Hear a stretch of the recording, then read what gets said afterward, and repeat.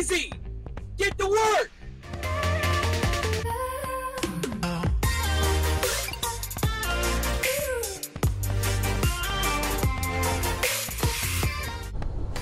Can somebody sit there and explain to me how somebody that decided not to really kind of do anything with their life feels they deserve a nice house, big home, nice fancy car? The world basically kind of be handed to them on a silver platter.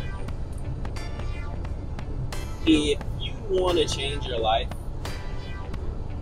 because your life is a dumpster fire, and mine was, so I can speak from experience,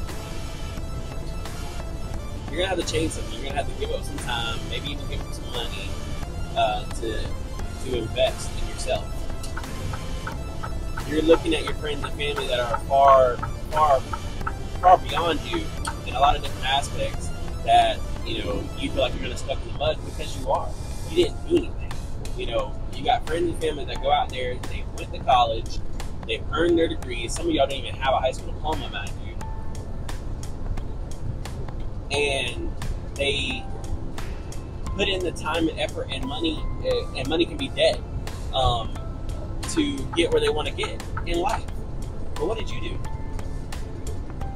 You decided to stay home and get a warehouse job and be there for 4, 5, 6, 7, 8, 9, 10 years and complain that your life is horrible. No, your life is horrible. Oh, because of this, that, and the third. No, your life is horrible because of you. Take some personal responsibility and decide to go do something. The other thing too is you also didn't decide to go get a trade, a license, a certification, or anything of that nature. And there's nothing wrong with being a warehouse worker or a cashier or a stay-at-home mom or anything, etc., etc., etc. But to sit there and complain you're a hypocrite. Because again, unless you're sorry, the camera's. Unless you're in a situation where and there are some, I have family members that are in a situation that they can't get any support from anybody at anywhere, whether they're watching kids or so on and so forth, so they can go to school or go do this, that, and the third, you have no excuse. And I'll give you, and honestly, I'm going to say this, and it might not be a popular opinion. If you're a single man with no kids and your life is trash, and you just sit at home and complain and complain and complain, and you want to get on this internet, social media, and talk about women this and government that, so on and so forth,